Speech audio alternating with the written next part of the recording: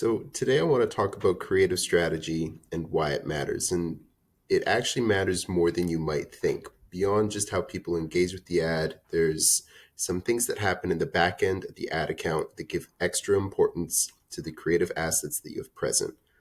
Once we go over some of the basic understandings as to why your creative strategy matters, I'm also going to go into some of the main creative types for meta ads and other platforms, some of the pillars that you should have present in the ad account. My name is Brendan. I'm the head of digital strategy here at Artifex Digital. Thank you for joining me, and let's dig into this topic. So, the obvious reason why creative matters is because good creative content converts. It drives people to your website, it develops interest in the product, people click through, they add to the cart, they complete a purchase.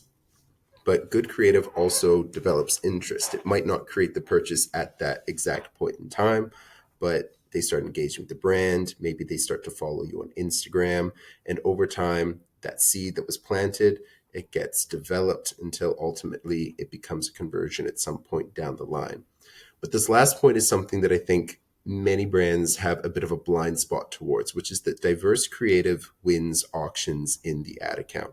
And I'm going to dig into that last point in particular. The ads auction system across all of these platforms don't simply show the ad that they will be paid the most for. This would essentially just create a platform where the highest bidder is ultimately going to dominate the ads platforms, and we'd see a high degree of slop advertising. If you go into any of these ad databases, such as Meta Ads Library, which is a great way of just seeing what kind of ads are performing across different competitors, you will notice that there's a lot of slop advertising out there with an emphasis on spending the money to get placements as opposed to creating actual quality content or showcasing products that people have a genuine interest in. So, if that were to happen, people's faith in the platforms and their desire to use the platforms are going to drop off. The more that they see slop advertising present in their feed, the more likely it is they're going to bounce, go to a different platform, spend their time elsewhere. So, since the ad auction systems know this, they'd actually consider these other factors of relevance and likelihood of engagement in addition to that willingness to pay to determine what kind of ads get placements.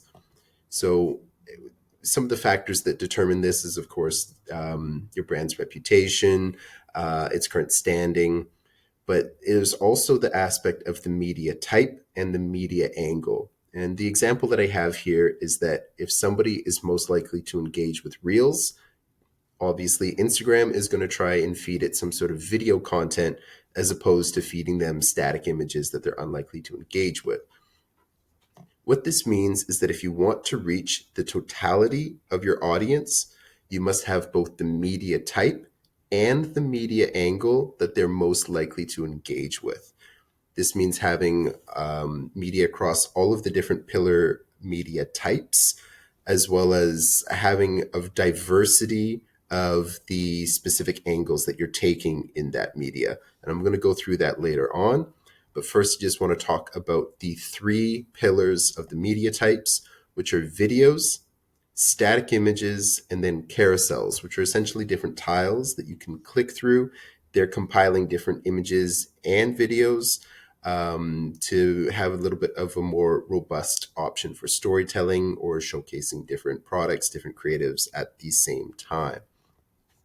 Within these three media types, you're going to have the different creative angles, and different people have different opinions as to what the pillars are, how many there are.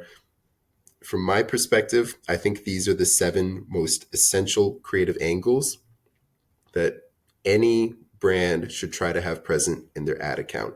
That's product-focused ads, educational ads, lifestyle or brand-centric ads, reviews and testimonials, press quotes, user-generated content and collaborations, and promos.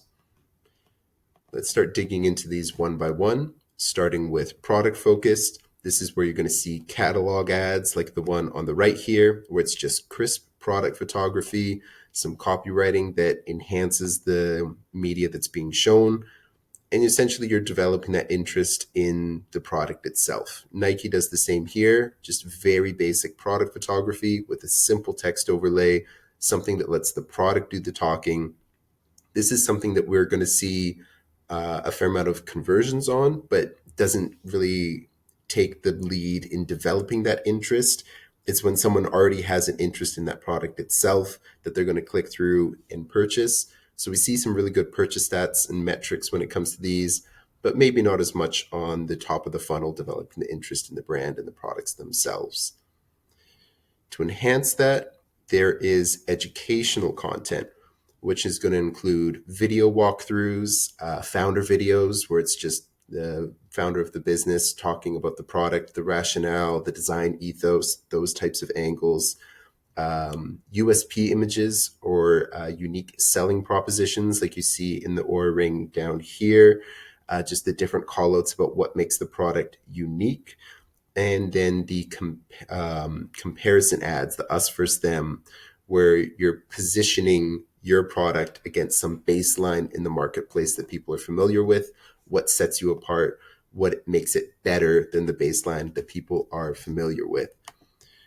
Just to show like a quick example here of how good educational video looks.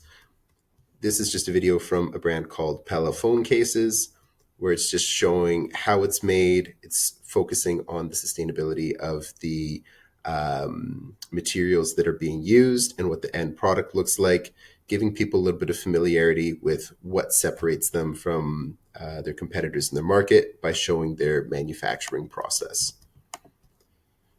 Moving on, we have lifestyle and brand. And I'm using running brands here because I think they are some of the best to do this. They generate interest in both the activity and their product, really positioning themselves as being one of the titans of their specific discipline. This is going to include things like videos of products in use or images that sell a lifestyle with very distinct branding. I think this video is an excellent example of that. It's long form. You'll see that it's 4.5 minutes.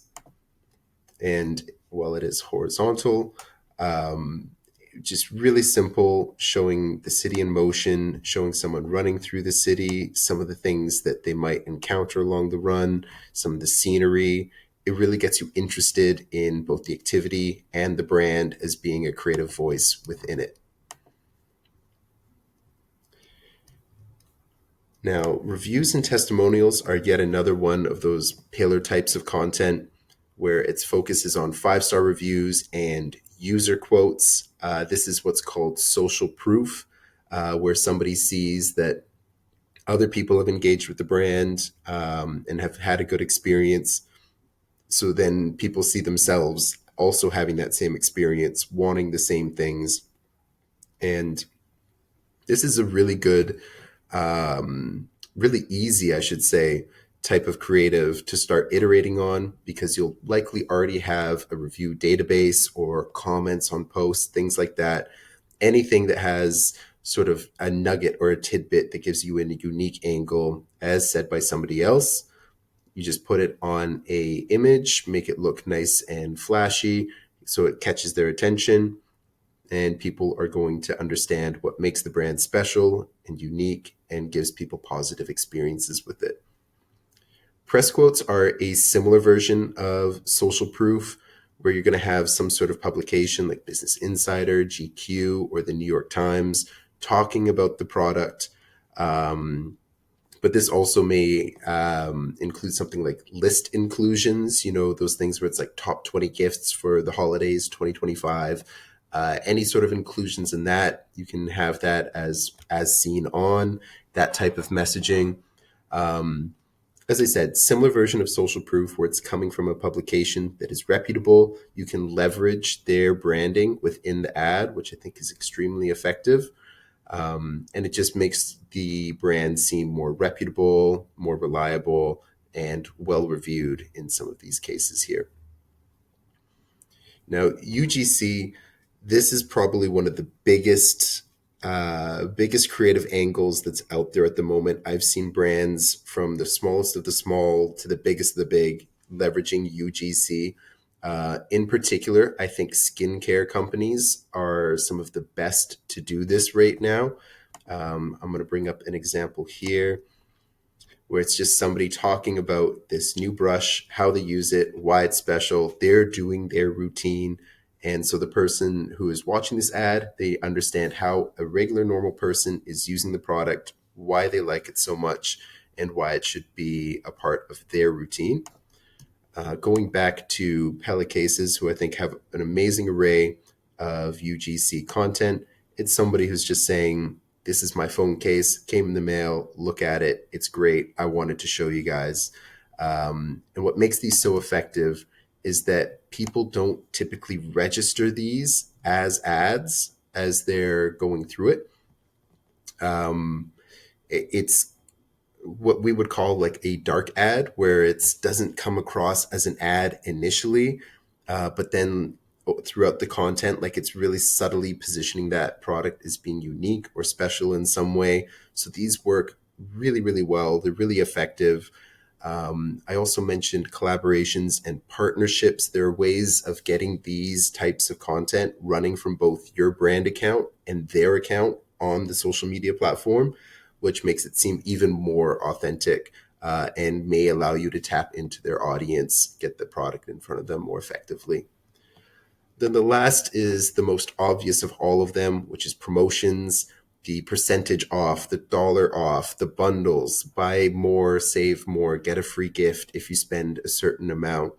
Um, these aren't typically going to be evergreen ads. They're mostly going to be running during times of sales or limited time offerings. Obviously, Black Friday is a massive one, Boxing Day, or just, if you have an evergreen offering. For example, many brands have some sort of discount code that you get for signing up to the email list. That's an angle that you can take. Again, these aren't going to be evergreen ads. They're not going to be running 24/7. They're typically short bursts, but anytime you have some sort of unique proposition or offering that's only available for a limited time, you have to have these ads present. They're a huge boost to the ads account for both the promotional content that you're running, but there's also this thing called the halo effect, where that positive effect kind of spreads out across the rest of the ads that are in the account, and gives effectively the whole account a lift. So those are the main types of creative, but you're going to be running all of these different ads in the account. You're going to have some success. You're going to have some conversions. What does it mean? What do you do? What do you take from it? So let's talk about 5 points on how you should be engaging with your creative breakdowns, what you should be learning, and how you should be iterating. The first point is let your winners be winners. If you have something that is being extremely successful, don't try to topple it. Just let it run, let it keep going. It's when it starts to age and it starts to taper off. That's when you want to revisit and try to iterate on that creative idea. If you start flooding the ad account with a bunch of iterations of the same thing, you lose out on that creative diversity. You lose out on the opportunity to win auctions, and you're ultimately going to be cannibalizing the success of that initial ad. So if you have something that is being really successful, yes, you do want to iterate on it. And yes, you do want to try and capture that energy, but don't do it to the point that you're basically taking away the success from that ad that was already performing super strong. Effectively, you don't want to rock the boat. The third point, embrace the 80-20 rule, which is 80% of the success comes from 20% of the assets. You're going to be creating a lot of content to put on the ad accounts, and a small portion of it is going to become the ultimate winner in the account that's going to deal the largest amount of success and be responsible for a huge proportion of your sales revenue. Don't let the failures bog you down. Remember that you're effectively trying to treat this as like a lottery system, where you want to try and find that nugget, that diamond in the rough, that thing that's ultimately going to be the big winner for you. So creative volume is key. The fourth, keep the pulse on competitors. I've been showing you these meta ad library links. You can put in a brand, you can view their entire ad library of ads that are currently running, get an idea of what they're doing, and try to replicate it with your own brand. And then that fifth point, balance proven success with new ideas. If you only continue to do what you've already done or what others are already doing, you're going to have that cannibalization effect that I was talking about, and you're going to have a hard time winning auctions against the incumbent in the market. That's going to drive costs up. So instead of just trying to iterate on the same ideas, try and inject something new and unique. That's something that's going to potentially win different auctions and keep your costs down.